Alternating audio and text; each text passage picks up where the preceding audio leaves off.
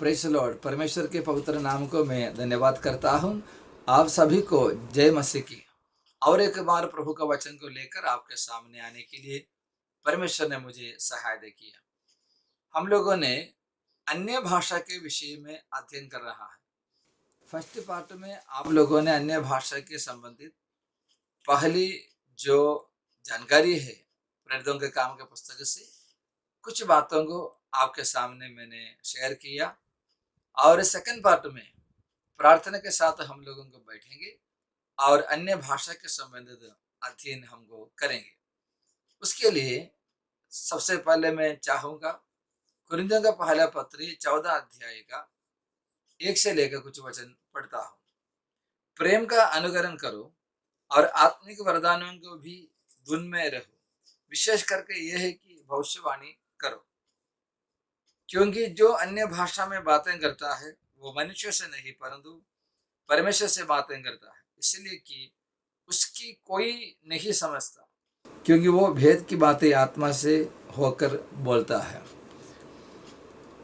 14 अध्याय में कुरिन्थियों का पहला पत्र 14 अध्याय में अन्य भाषा के संबंधित पौलुस प्रेरित ने बहुत विस्तार रूप से बताया है। हम इस अध्ययन में जैसे आगे बढ़ते हमें मालूम होना चाहिए कुरिन्थ मंडली के लिए पौलुस ने जो पत्र लिखा है AD 56 या 57 में है। तब कुरिन्थ कलीसिया का हालत बहुत ही खराब था। बोलेगा तो हर प्रकार से परमेश्वर की वचन की निंदा करने के हिसाब से उनका बीच में कई गलत बातें चल रहे थे। हमें मालूम है उनके बीच में फूट था, उनके बीच में व्यभिचार करने वाले लोग थे, उनके बीच में एक दूसरे विश्वासी के खिलाफ अन्य जातियों के सामने मुकदमा करने वाले लोग थे। और इस प्रकार की वचन के खिलाफ की बात चलने से कलीसिया को प्रभु के वचन में फिर से लाकर स्थिर करने के लिए पौलुस ने इस पत्र लिखा। वहाँ पर हम लोग पहले अध्याय में देखते हैं और तीसरे अध्याय में पौलुस कहते हैं मैं आत्मिक मनुष्यों के जैसे नहीं परंतु शारीरिक जैसे लोगों से बात करना चाहता हूँ। यानी कि कुरिन्थ मंडली के लोग इतने आत्मिक हृदय से गिर चुका था, वे शारीरिक मनुष्य के बराबर हो गए थे। तो उन लोगों को अन्य भाषा के विषय में पवित्र आत्मा के वरदानों के संबंधित पौलुस बहुत अच्छे तरीके से शिक्षा देते हैं। वरदानों को किस प्रकार से इस्तेमाल करना चाहिए। यहाँ पर इस अध्याय में या 12 अध्याय में पौलुस ये टॉपिक का डिस्कशन नहीं कर रहा है अन्य भाषा है कि नहीं। पौलुस इसका बारे में चर्चा कर रहे हैं, इसके बारे में बता रहे हैं अन्य भाषा का उपयोग कैसे करना चाहिए, उसको कलीसिया में कैसे बोलना चाहिए, इसके बारे में है। हम यहाँ पर इस अध्याय में पढ़ते समय हमें एक बात समझ में आते हैं, अन्य भाषा का 2 पार्ट है। एक है उसका एक प्राइवेट, सेकंड ये है एक पब्लिक। प्राइवेट जो पार्ट यानी कि प्राइवेट जो सेक्शन है वो ये है एक व्यक्ति अन्य भाषा में अपने प्राइवेट प्रेयर में, आराधना में और परमेश्वर के सामने मेडिटेशन के लिए बैठेंगे, तब अन्य भाषा में जो बात करते हैं उसको कहा जाते हैं अन्य भाषा का एक प्राइवेट पर्पस कहा जा सकते हैं। उसके लिए हम देख सकते हैं 14 अध्याय का 4 वचन में पौलुस कहते हैं जो अन्य भाषा में बातें करता है वो अपनी ही उन्नति करता है। वो है प्राइवेट पर्पस। अन्य भाषा में बातें करने वाला उसका स्वयं का उन्नति करते हैं। और हम वहाँ पर आगे 15 और 18 वचन में भी इस भाषा के बारे में लिखा है। नंबर 2 पब्लिक सर्विस में पब्लिक पर्पस वहाँ पर देख सकते हैं। और पब्लिक पर्पस ये है कि कॉमन वर्शिप में यानी कि कलीसिया जब आराधना के लिए, प्रार्थना के लिए इकट्ठे हो जाते हैं, उस समय अन्य भाषा के संबंधित भी एक गाइडलाइन पौलुस दे रहा है। वो क्या है?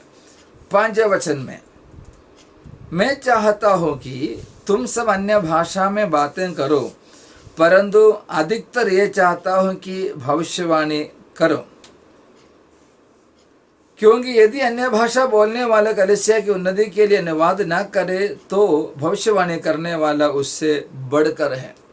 अर्थात पब्लिक पर्पस में यह है, अन्य भाषा जब कलीसिया में बोलते हैं उसको अनुवाद करना बहुत ही ज़रूरी है।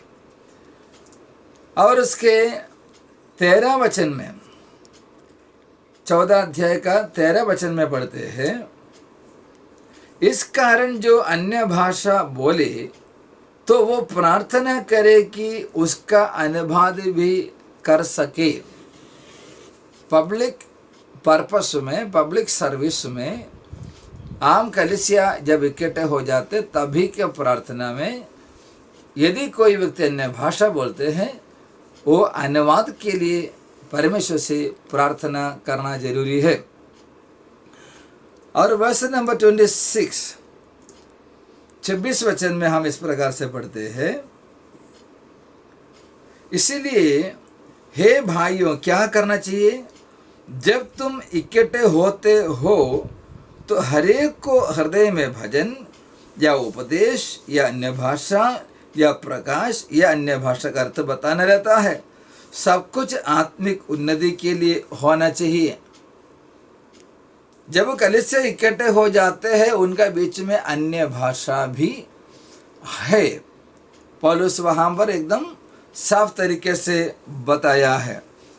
ये है कि वहाँ पर अन्य भाषा का अनुवाद होना बहुत ही आवश्यक है, जरूरी है।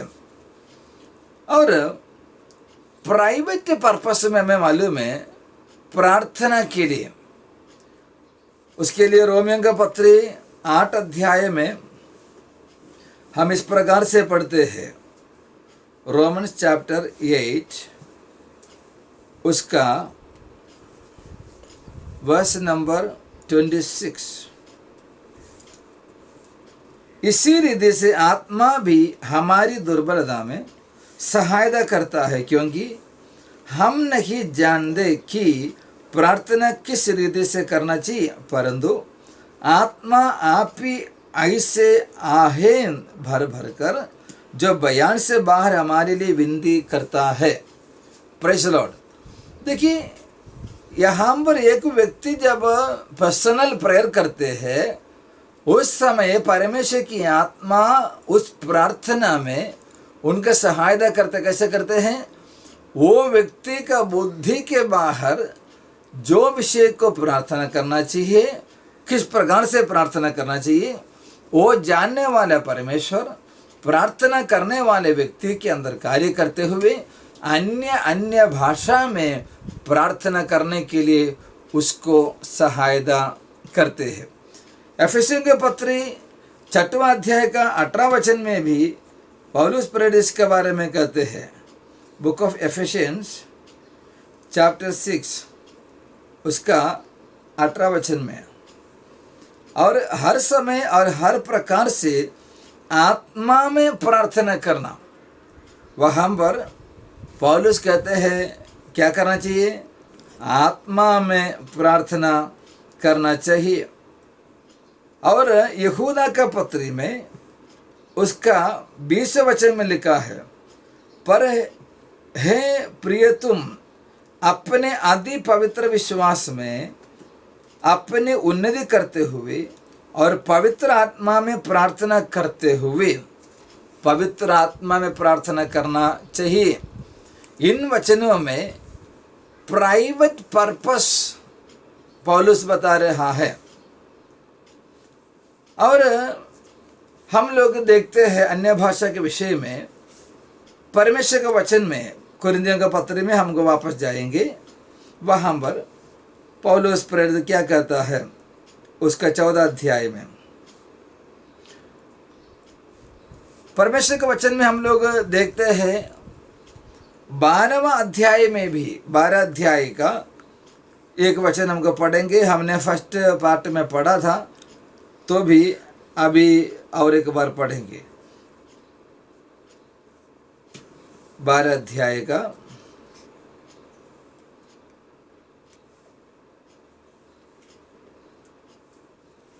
10 वचन लिखा है वहां पे। फिर किसी को सामर्थ्य के काम करने की शक्ति, और किसी को भविष्यवाणी की, और किसी को आत्माओं की परख, और किसी को अनेक प्रकार की भाषा, और किसी को भाषाओं का अर्थ बताना। ये सब जगह पर जो बताया गया है, भाषा जो है ग्लोसा है, ग्लोसा। ये भाषा के लिए क्या करना चाहिए? यहाँ पर लिखा भाषाओं का अर्थ बताना चाहिए, उसको इंटरप्रेट करना बहुत ही जरूरी है। लिखा है कि to another diverse kinds of tongues, to another the interpretation of tongues. भाषाओं का अर्थ बताना है। ओके, और इसके 28 वचन में लिखा है, और परमेश्वर ने कलीसिया में अलग अलग व्यक्ति नियुक्त किए हैं, प्रथम प्रेरित, दूसरा भविष्यवक्ता, तीसरा शिक्षक, फिर सामर्थ्य काम करने वाले, फिर चंगा करने वाले, और उपकार करने वाले, और प्रधान, और नाना प्रकार की भाषा बोलने वाले। वहां पर भी हम लोग देखते हैं नाना प्रकार की भाषा बोलने वाली, diversities of tongues, diversities of language. Tongues बोलेगा तो ग्लोसा है। तो अलग अलग प्रकार की भाषा बोलने के लिए वरदान परमेश्वर कलीसिया में लोगों को दिया हुआ है। और हम देखेंगे 13वां अध्याय में लिखा है, 13 अध्याय का उसका 8 वचन में, 13 अध्याय का 8 वचन में, प्रेम कभी टलता नहीं, भविष्यवाणियां हो तो समाप्त हो जाएगी, भाषाएं है तो जाती रहेगी। यहाँ पर पवित्र शास्त्र में जो हम लोग देखते हैं, भाषाएं जाती रहेगी।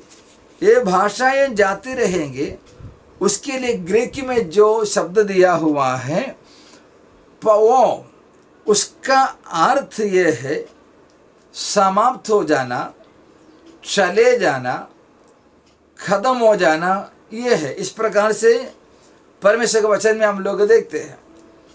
लूका के सुसमाचार 5 अध्याय का 4 वचन में हम इस प्रकार से पढ़ते हैं। लूका के सुसमाचार उसका 5 अध्याय का 4 वचन में, जब वे बातें कर चुका तो सिमोन से कहा, गहरे में ले चल और मछलियां पकड़ने के लिए अपने जाल डालो। वहां पर बातें कर चुका बोलेगा तो यीशु मसीहा का प्रवचन या भाषण समाप्त हो गया। तो बोलने का उसका मतलब क्या है? वहां पर यीशु ने किया प्रचार का समाप्ति हुआ है। और भी वचन हम लोग देख सकते हैं लूका के सुसमाचार में और अन्य पुस्तकों में, नया नियम में देख सकते हैं। पाओ तो समाप्त हो जाता है, समाप्त हो गया। यहाँ पर कुरिन्थियों के पत्री में 13 अध्याय में हम लोग जो देखते हैं 8 वचन में, भाषाएं समाप्त हो जाएंगे, समाप्त हो जाएंगे। कभी समाप्त हो जाएंगे? वो तभी समाप्त हो जाएंगे। वहां पर हम लोग पढ़ते हैं,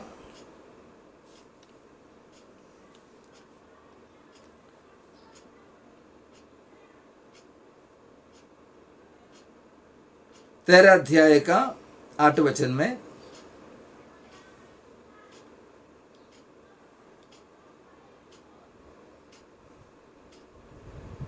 ओके, उसके 9 और 10 वचन पढ़ता हूं। क्योंकि हमारा ज्ञान अधूरा है और हमारी भविष्यवाणी अधूरी है, परंतु जब सर्वसिद्ध आएगा तो अधूरा मिट जाएगा। ये सर्वसिद्ध आने से अधूरा मिट जाएगा, उसका अर्थ क्या है? सर्वसिद्ध आने से अधूरा मिट जाएगा। सर्वसिद्ध के लिए हम लोग इब्रानी की पत्री में जाएंगे। इब्रानी की पत्री उसका 11 वचन का 40 वचन। क्योंकि परमेश्वर ने हमारे लिए पहले से एक उत्तम बात ठहराई कि वे हमारे बिना सिद्धता को ना पहुंचे। सर्वसिद्ध जब आएगा तब हम सिद्धता पाएंगे। सर्वसिद्ध कौन है? हमारे प्रभु यीशु। यीशु के आगमन में विश्वासी लोगों का परफेक्शन होगा। परफेक्शन उनकी आत्मा में, प्राण में और देह का पूरा पूरा उद्धार तभी होगा। यूहन्ना का पत्री में हम लोगों को जाएंगे। यूहन्ना का पहला पत्री उसका 3 अध्याय 2 वचन हमको पढ़ेंगे। हे प्रियो, अभी हम परमेश्वर के संतान है और अब तक यह प्रकट नहीं हुआ कि हम क्या कुछ होंगे। इतना जानते हैं कि जब वो प्रकट होगा तो हम भी उसके समान होंगे, क्योंकि उसको वैसे ही देखेंगे जैसा वो है। यीशु मसीहा के प्रकट होते समय हम भी सिद्धता को प्राप्त करेंगे। तो सर्वसिद्ध बोलेगा तो परमेश्वर का वचन नहीं है, बाइबल नहीं है सर्वसिद्ध। क्योंकि बाइबल पहली सदी में एडी 100 तक जो समय था, प्रकाशित वाक्य लास्ट में जो लिखा है, उस समय में परमेश्वर के वचन को पूरा लिखकर समाप्त हुआ। उसके बाद हम लोग देखते हैं 300 में कलीसिया उसके असली स्वभाव से स्लिप हो गया। इतिहास आप लोग जानते हैं। कॉन्स्टेंटिन जब मसीहा धर्म को अपनाया, तब से लेकर के पहले सदी में यीशु ने स्थापना किया, कलीसिया का रूप रंग बदल गया। वो अनुभव चलते रहा सालों तक। और हम लोग देखते हैं जैसे इस प्रकार के कलीसिया में राजा का शासन आया, राजा का शासन आने से वहाँ पर क्या हो गया? कलीसिया में यानी कि प्रभु के वचन के खिलाफ के कई सारी शिक्षा कलीसिया में आया। वो चर्च हिस्ट्री में आप देख सकते हैं। और विशेष करके 1534 में बाइबल में कुछ पुस्तकों को जोड़ दिए, उसको कहते हैं अपोक्रिफा पुस्तकों, अपोक्रिफल बुक्स। वो अपोक्रिफा का पुस्तक जो है, उत्पत्ति से लेकर मलाकी तक पुराना नियम का वचन जो लिखा है, उसमें से कई वचनों के खिलाफ, यानी कि पूरा बाइबल के खिलाफ था अपोक्रिफा। लेकिन अपोक्रिफा वहाँ पर इसलिए रखा, उस समय के जो कलीसिया है, वो चर्च जो था, वो कलीसिया के रीति रिवाज को, उनके आचरण को समर्थन देने के लिए पुस्तकों को रखा गया। और प्रभु का वचन को जानने वाले लोग जैसे आगे आगे आए, हमें मालूम है ये अपोक्रिफा पुस्तकों को सब लोग नहीं मानते थे। और इतिहास में हम लोग पढ़ते हैं 1647 में इस पुस्तकों को क्या कर दिया है, वेस्ट मिनिस्टर कन्फेशन में इसको इनकार किया, उसको छोड़ दिया, इसको ऐसा कह दिया ये पुस्तक माननीय नहीं है। फिर हम लोग देखते हैं 1825 में इंग्लैंड और फॉरेन बाइबल सोसाइटी ने अपोक्रिफा पुस्तकों को निकालकर अब हमारे हाथ में जो बाइबल है, हम लोग आज इस्तेमाल करने वाले 66 बुक्स का बाइबल, वो है हमारे बाइबल। वो बाइबल हमें उपलब्ध कराया। अगर सर्वसिद्ध वचन करके हम बोलोगे, ये बाइबल हमारे पास अलग अलग समय पर मिल चुका है, वचन के मुताबिक सर्वसिद्ध हमारा प्रभु यीशु मसीहा है। यीशु मसीहा के आगमन के समय तक प्रभु के कलीसिया में अन्य भाषा होगा, ये वचन एकदम स्पष्ट रीति से बताता है। और हम लोग देखते हैं 14वां अध्याय में पौलुस अन्य भाषा का विषय में उसको कम स्थान देते हुए बातें नहीं करता। फिर क्या है, अन्य भाषा किस प्रकार से विश्वासी लोग बोलना, इनकी इस्तेमाल करना चाहिए, how to handle the tongues, वो है 14 अध्याय का सब्जेक्ट। अन्य भाषा किस प्रकार से एक विश्वासी इस्तेमाल करना चाहिए, उसके बारे में 14 अध्याय में लिखा है। उसको हम लोग फिर से पढ़ेंगे। यहाँ पर 14 अध्याय में उसका पहला वचन हम लोग फिर से पढ़ेंगे।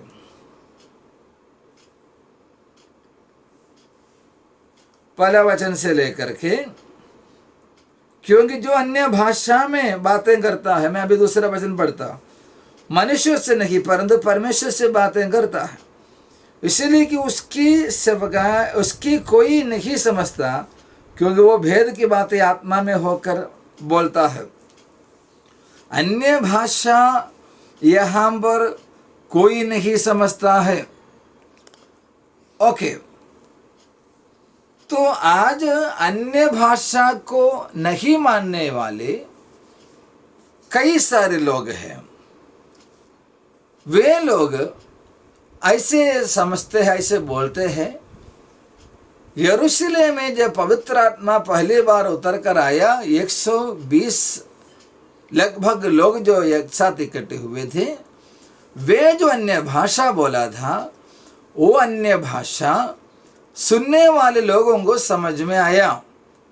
तो आज की अन्य भाषा क्यों समझ में नहीं आता है, मैंने फर्स्ट पार्ट में उसके बारे में आपको विवरण करके बताया है, इसीलिए यहाँ पर उसको रिपीट करने के लिए नहीं चाहता हूँ।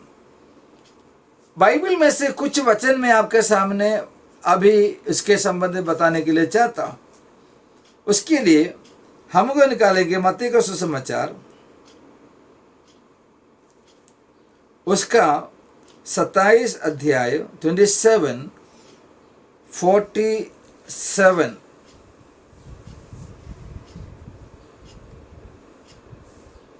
46 में मैं पढ़ता हूँ। तीसरे पहर के निकट यीशु ने बड़े शब्द से पुकार कर कहा, एली एली लमा शबक्तानी, अर्थात हे मेरे परमेश्वर तूने मुझे क्यों छोड़ दिया। जो वहां खड़े थे उनमें से कितनों ने यह सुनकर कहा, वो तो एलिया को पुकारता है। यीशु मसीहा ने ये जो कहा है, वो सुनकर वहां पर खड़े रखने वालों को समझ में नहीं आया। वे लोग क्या बोल रहा है, एलिया को पुकारता है। तो अन्य भाषा नहीं, वहाँ की लोकल लैंग्वेज में भी जब बात करते हैं तो भी लोगों को समझ में नहीं आया। अब देखिए, प्रेरितों के काम के पुस्तक में book of Acts chapter 9 verse number 7, जो मनुष्य उसके साथ थे जो वे चुपचाप रह गए, क्योंकि शब्द तो सुनते थे परंतु किसी को देखते न थे। वे लोग शब्द सुना। और पौलुस इसके विषय में क्या कहता है, 22 अध्याय में आएंगे, 22 अध्याय का 8वां वचन। उसने मुझसे कहा, मैं यीशु नासरी हूं जिससे तू सताता है। और मेरे साथियों ने ज्योति तो देखी, परंतु जो मुझसे बोलता था उसका शब्द ना सुना। देखिए, वहां पर पौलुस का या शाऊल का मन फिराव के समय के बारे में याद दिला रहा। वहां पर भी कुछ लोग शब्द सुना पौलुस के साथियों ने, लेकिन उनको कुछ भी समझ में नहीं आया। यीशु मसीह ने इब्रानी भाषा में बोला, केवल शाऊल उस बातों को सुना और समझ में आया। बाकी लोगों को ऐसा लगा कि कुछ तो बड़े गर्जन जैसे है। देखिए, पहली सदी में यरूशलेम में अन्य भाषा बोलते समय, फर्स्ट पार्ट मैंने कहा, कुछ लोग अपने भाषा को जान लिया, समझ लिया, लेकिन वहां पर सबको समझ में नहीं आया है। ओके, और 14 अध्याय में 13 वचन में हम लोग पढ़ते हैं। 14 अध्याय में कुरिन्थियों का पत्री में बता रहा हूं, पहला कुरिन्थियों का पत्री उसका 14 अध्याय 13 वचन में,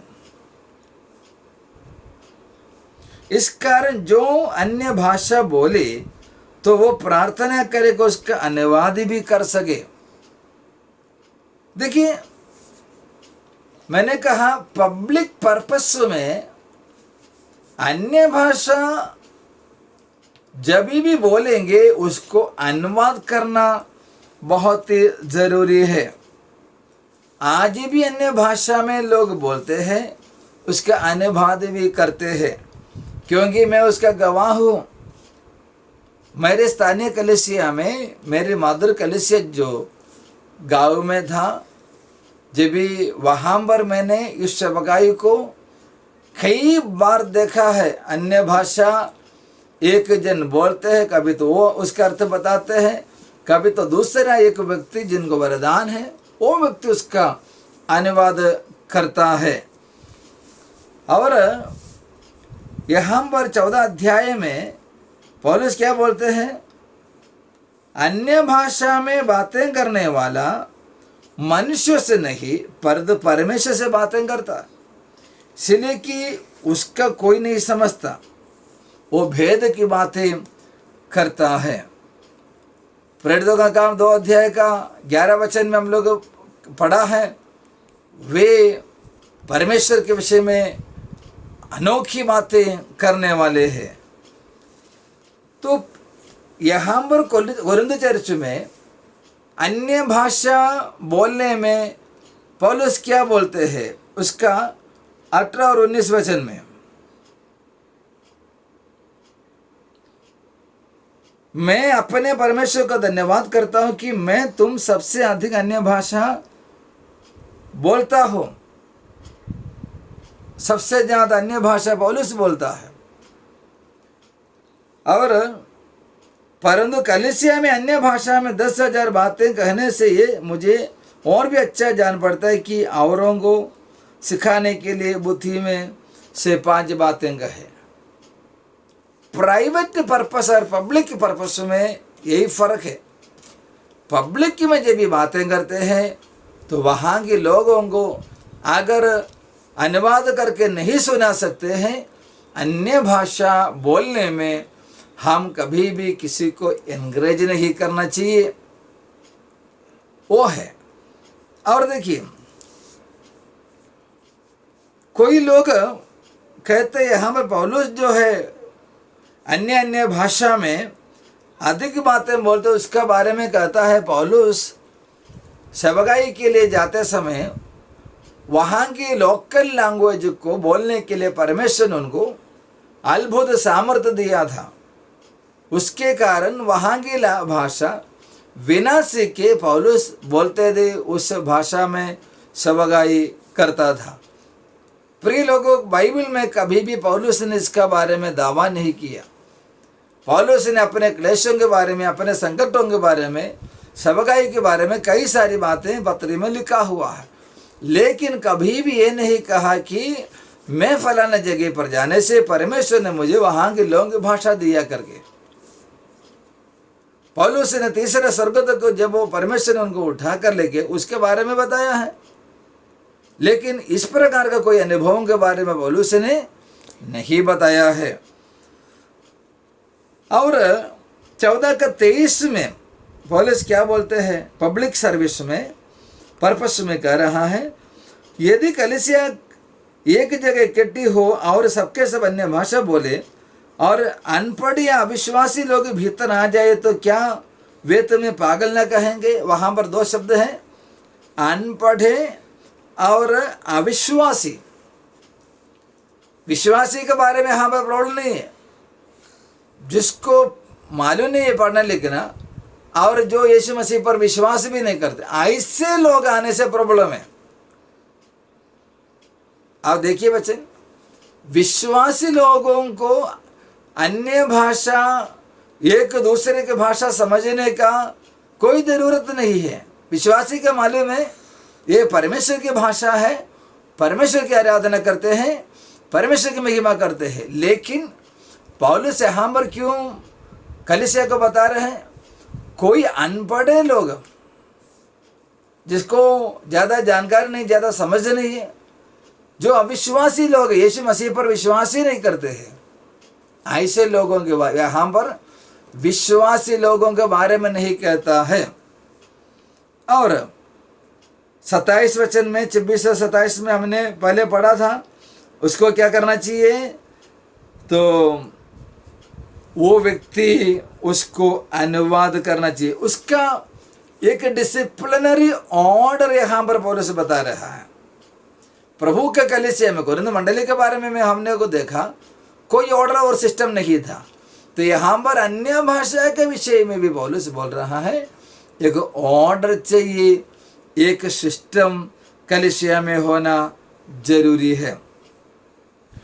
देखिए प्रिय लोगों, उसका 28 में लिखा, परंतु यदि अनुवाद करने वाला ना हो तो अन्य भाषा बोलने वाला कलीसिया में शांत रहे। वो विश्वासी के लिए भी लागू है। अनुवाद करने वाला नहीं है तो अन्य भाषा बोलने वाला अन्य भाषा बोलते ही जाएगा, तो वहां पर कलीसिया को कोई उन्नति नहीं मिलेगा। इसीलिए अन्य भाषा बोलने वाला क्या करना है, तुरंत वहां पर वो परमेश्वर से बातें करते रहो, परमेश्वर से बोलते रहो। ये है कोरिन्थ मंडली के लोगों को पौलुस का कहना। और वहाँ पर हम लोग देखते हैं, अगर अनुवाद करने वाला रहेगा तो भी कैसे करना चाहिए, 2-2 या बहुत हो तो 3-3 जन बारी बारी से बोलो और एक व्यक्ति अनुवाद करो। ये है, इनकी पब्लिक पर्पस में अन्य भाषा को एक प्राइम जगह पौलुस नहीं देते हैं, क्योंकि वहां पर कलीसिया की उन्नति के लिए अनेक प्रकार की सबकाई है। हम लोगों ने 12 अध्याय में देखा, प्रेरित लोगों, भविष्यवक्ताओं को, कई सारे लोगों को कलीसिया में नियुक्त किया। वहां पर केवल अन्य भाषा को ज़्यादा समय को अलग करोगे, कलीसिया में आने से लोगों को जो आत्मिक उन्नति मिलना चाहिए, जो आत्मिक बढ़ोतरी होना चाहिए, वो नहीं मिलेगा। वही पौलुस यहाँ पर बताते हैं। और देखिए 13 अध्याय से हम लोगों ने 8 वचन में पढ़ा था, अन्य भाषाएं समाप्त हो जाएगी। बाइबल में कहीं पर भी नहीं लिखा है प्रिय लोगों भाषा समाप्त हुआ, यानी कि ओके इन फ्यूचर में भाषा समाप्त होगी। कभी होगा, हमने पढ़ा यीशु मसीह की आगमन में होगा। तब तक अन्य भाषा कलीसिया में होंगे। परमेश्वर जिनको वरदान देते हैं वे लोग अन्य भाषा में बातें करेंगे। और हम लोग देखते हैं कोई लोग ऐसे भी बोलते हैं। अन्य भाषा के बारे में केवल कोरिन्थियों के पत्र में लिखा है और दूसरे कोई पत्र में नहीं है।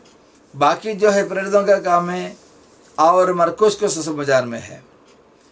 प्रिय लोगों, हम इस प्रकार से बोलकर अन्य भाषा को इनकार नहीं कर सकता, क्योंकि हम देखते हैं प्रभु के मैच के बारे में सुसमाचार में, प्रेरितों का काम है और इस कोरिन्थियों के पहले पत्र में लिखा है।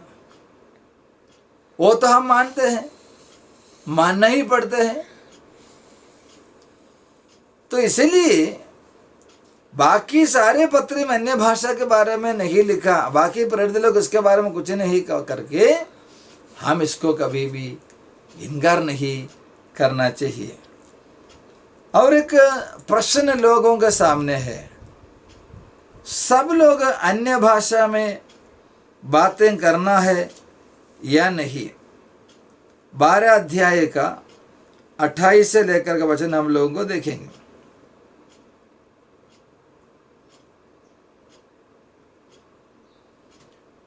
ओके, 29 से पढ़ता हूं। क्या सब प्रेरित है? क्या सब भविष्यवक्ता है? क्या सब उपदेशक है? क्या सब समर्थ के काम करने वाले हो? क्या सबको चंगा करने का वरदान मिला है? क्या सब नाना प्रकार की भाषा बोलते हैं? एकदम क्लियरली बता रहा है, अन्य भाषा का वरदान सबको नहीं मिलेगा। अन्य भाषा का वरदान सबको नहीं मिलेगा। प्रेज़ लॉर्ड, ये बाइबल की शिक्षा है। यरूशलेम में लगभग 120 लोग जो बैठे थे, वे सब अन्य भाषा बोले। और कोरिन्थ मंडली में पौलुस बता रहे सबके सब अन्य भाषा नहीं बोलते हैं। परमेश्वर जिनको वरदान देते हैं, अगर कलीसिया के सबको वरदान मिल गए सब लोग बातें करेंगे। अगर किसी को नहीं मिला तो अन्य भाषा में वो बातें नहीं करेंगे। Praise Lord, thank you Lord Jesus. देखिए, और अन्य भाषा के संबंधित कुछ बातें मैं और आपके सामने बोलने के लिए चाहता हूँ। तो कुछ ही लोग पूछते हैं ये अन्य भाषा स्वर्गीय भाषा है। प्रिय लोगों, अन्य भाषा बाइबल में जो हम लोग देखा, खास करके 2 प्रकार की भाषा है। एक भाषा ये है, वो हेटेराइज ग्लोसाइज जो मैंने फर्स्ट पार्ट में बोला था, वो धरती का भाषा है।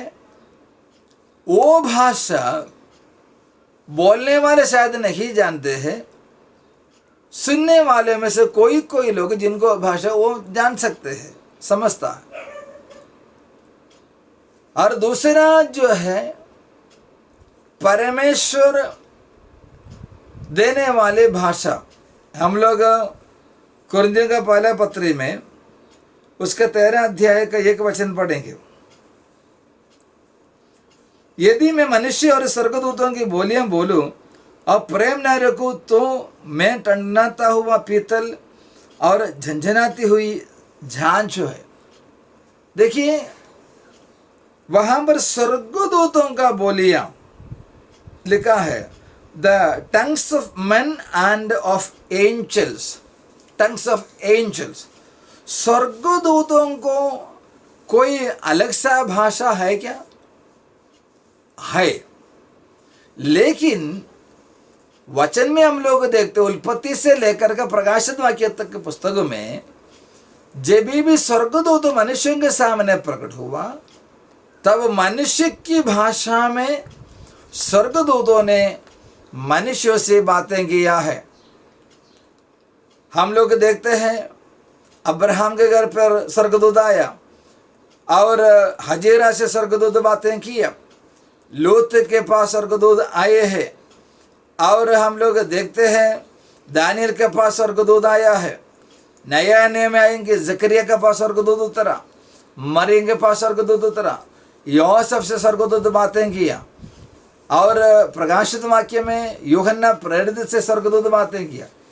वो सारे जगह पर मनुष्य की भाषा में स्वर्गदूत बातें किया है। लेकिन स्वर्गदूतों को आपस में बातें करने के लिए उनकी भाषा जरूर है। कुरिन्थियों का पहला दूसरा पत्री में 12 अध्याय का 4 वचन में हम लोग इस प्रकार से पढ़ते हैं। कुरिन्थियों का दूसरा पत्री 12 अध्याय का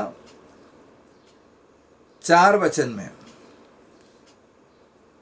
कि स्वर्ग लोक पर उठा लिया गया और ऐसी बातें सुनी जो कहने की नहीं, और जिनका मुंह पर लाना मनुष्य को उचित नहीं।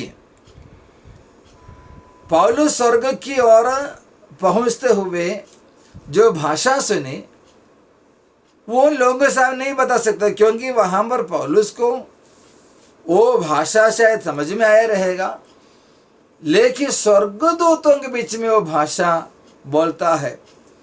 प्रकाशित वाक्य पुस्तक के एक वचन भी हमको निकाल कर उसके साथ पढ़ेंगे।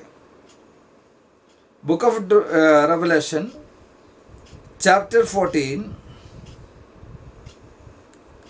Verse number 2। और स्वर्ग से मुझे एक ऐसा शब्द सुनाई दिया जो जल की बहुत धाराओं और बड़े गर्जन का सा शब्द था। देखिए, बड़े धाराओं के जैसे शब्द स्वर्ग पर से यूहन्ना सुना। वो परमेश्वर के स्वर्ग में इस्तेमाल करने वाले भाषा यूहन्ना ने इस प्रकार से सुना है। तो स्वर्गदूतों के लिए अलग भाषा है, वो भाषा कौन सा है करके हमें मालूम नहीं है। तो कुछ लोग ये सवाल करते हैं, क्या शैतान अन्य भाषा बोल सकते हैं? शैतान अन्य भाषा जरूर बोल सकता है। दुष्ट आत्मा से पीड़ित लोग अन्य भाषा बोलेंगे। सिर्फ क्रिश्चियनिटी में नहीं, अन्य लोगों के बीच में भी अन्य भाषा बोलते हैं। आप यूट्यूब में देखोगे, आपको उसके बारे में कई सारे वीडियो मिलेगा। हम लोग दूसरा कुरिन्थियों 11 का 4 में पढ़ते हैं, शैतान आप ही स्वर्गदूतों का वेश धारण करते हैं। तो स्वर्गदूतों के वेशों को धारण करने वाले शैतान झूठ बोलने वालों के पिता है। वो सब झूठ बोलता ही है। प्रेरितों का काम 13 अध्याय में मालूम है, विरोधी मसीह के समय पर वो मूर्ति को प्राण देने का सामर्थ्य उनको मिला। तो अन्य भाषा शैतान बोलता है। क्या शैतान अन्य भाषा को समझता है?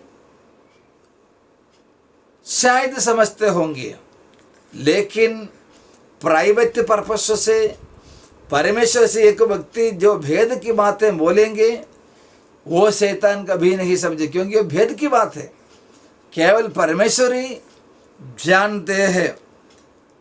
और हम लोग देखते हैं परमेश्वर के दासी लोगों की सेवकाई में परमेश्वर ने बड़े बड़े कार्य किया, लेकिन जहाँ जहाँ पर वे गए वहाँ की भाषा सीखा, उसके बाद वे वहाँ की भाषा में सेवकाई किया है। मैं और जल्दी कुछ बातों को बोलकर आगे बढ़ने के लिए चाहता हूँ। अन्य भाषा बोलने से क्या लाभ है? अन्य भाषा क्यों बोलना चाहिए? नंबर 1, मरकुस के सुसमाचार 16 अध्याय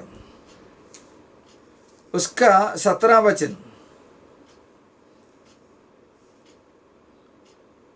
और विश्वास करने वालों में ये चिन्ह होंगे कि वे मेरे नाम से दुष्ट आत्माओं को निकालेंगे, नई नई भाषा बोलेंगे, सांप को उठा लेंगे, और यदि वे नाशक वस्तु भी पी जाए तो भी उनकी कुछ हानि न होगी।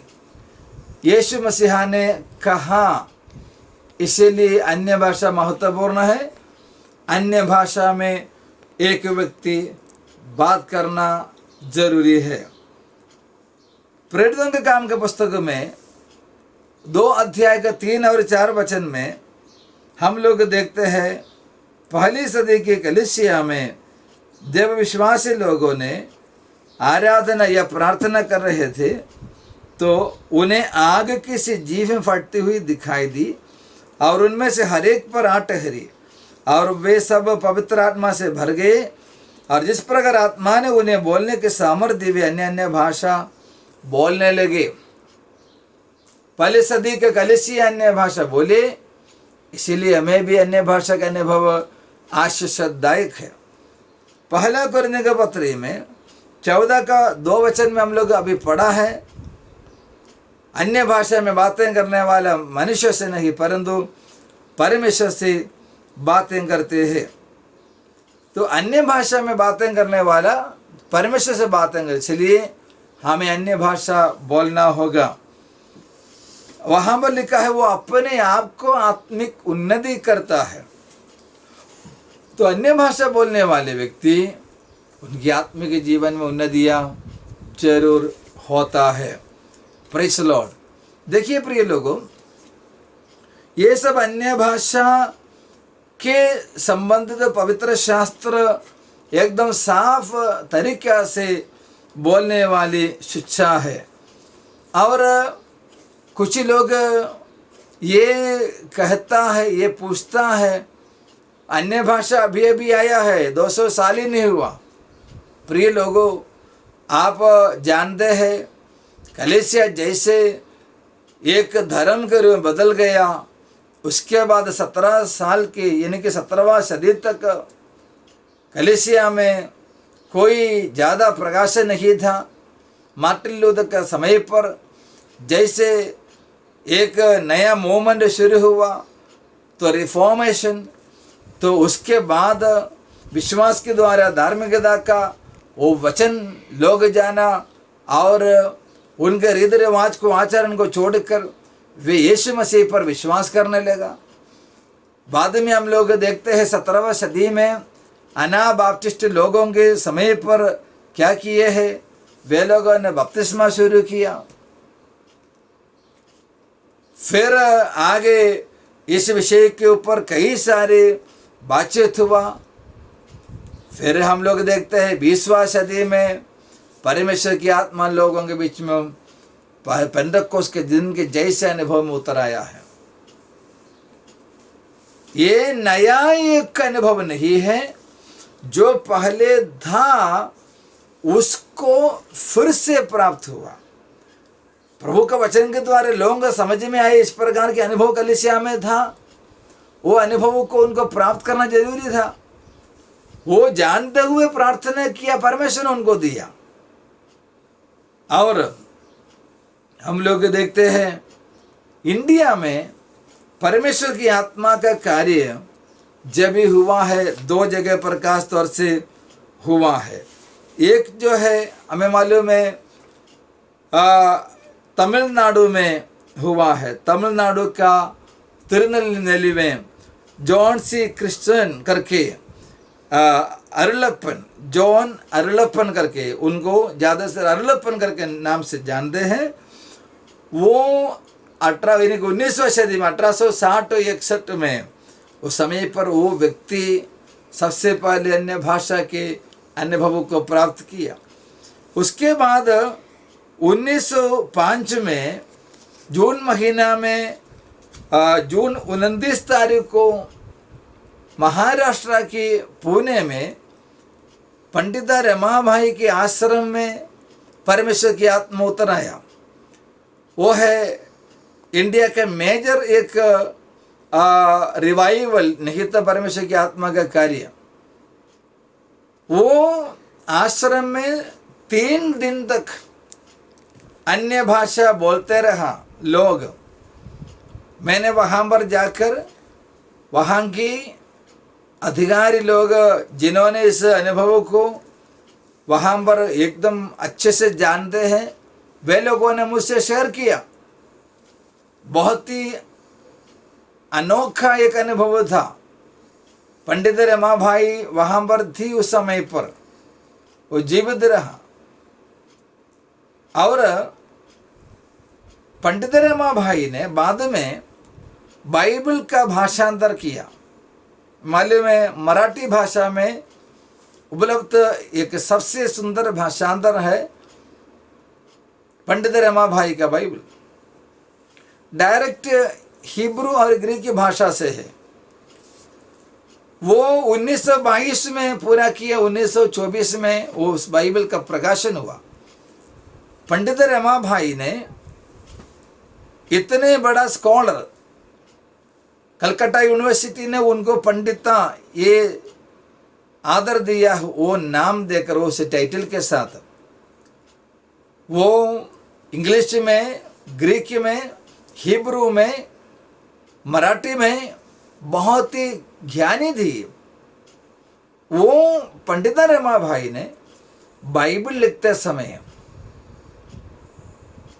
बराबर उन्होंने लिखी, परमेश्वर की आत्मा वहाँ पर जो भी कार्य किया उसको उसमें बिल्कुल बदलाव नहीं डालते हुए, जैसे पहली सदी की बाइबल है वैसे अगर परमेश्वर की आत्मा के कार्य, अन्य भाषा का कार्य अगर बंद हुआ करके उनको लगता था, वो वहाँ पर कुछ तो बदल कर लिख सकते थे, नहीं तो कुछ खिलाफ बोल सकते नहीं बोली।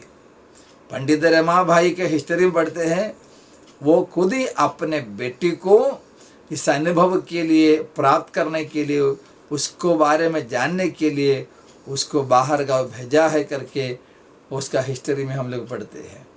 देखिए प्रिय लोगों, इतिहास में, बाइबल में, इन सारे बातों में हम लोग देखते हैं अन्य भाषा कोई व्यक्ति का, कोई एक संस्था का एक नया तरीका नहीं है, ये बाइबल का है। आप अगर बाइबल पर विश्वास करते हैं, बाइबल को मानते हैं, ये आपको भी मिलने वाला परमेश्वर का वरदान है। ये परमेश्वर सभी के लिए देने वाले वरदान है, आप उसे प्राप्त कर सकते हैं। और परमेश्वर के वचन में हम लोग इसके बारे में कई सारी बातों को देख चुका है।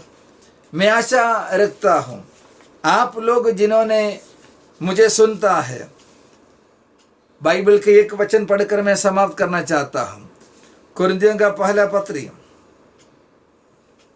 अभी हम लोगों ने जो पढ़ा है 14वां अध्याय, उसका लास्ट वर्स 39। सो है भाइयों, भविष्यवाणी करने की धुन में रहो और अन्य भाषा बोलने से मना न करो। नया नियम एक ही जगह पर लिखा है, मना न करो अन्य भाषा में, लेकिन ध्यान देने वाले और एक बात है, पर सारी बातें सभ्यता और क्रमानुसार की जाए, ये महत्वपूर्ण है। Decently and orderly. अन्य भाषा बोले लेकिन वो सभ्यता के साथ होना चाहिए, उससे परमेश्वर के नाम को शोभा देना जरूरी है, परमेश्वर के नाम की महिमा होना जरूरी है। तो हम कलीसिया में इस बात को हम लोग जानते हैं। कोई लोग अन्य भाषा का नकली बोलते हैं, कोई लोग दुष्ट आत्मा से भरकर अन्य भाषा बोलते हैं, कोई लोग दूसरे के भाषा सुनकर उसका कॉपी मारते होंगे। उसका ये मतलब नहीं है वचन का सच्चाई झूठ है, सच्चाई तो है, इसीलिए उसका नकली ज़्यादा निकलता है। जो भी चर्च में अन्य भाषा, जो भी विश्वासी बोलते हैं, जो भी पासवान बोलते हैं, जो भी बहन बोलती है, वचन के अनुसार बोलिए, क्योंकि हमारे परमेश्वर के नाम की महिमा होना है। हमारे प्रभु यीशु जल्दी आ रहा है। आप बाइबल अच्छे से पढ़िए, बाइबल को जानिए और प्रभु के आगमन के लिए तैयार रहिए। परमेश्वर आपको बहुत ऐसे आशीष करे, ये मेरी प्रार्थना है। God bless you.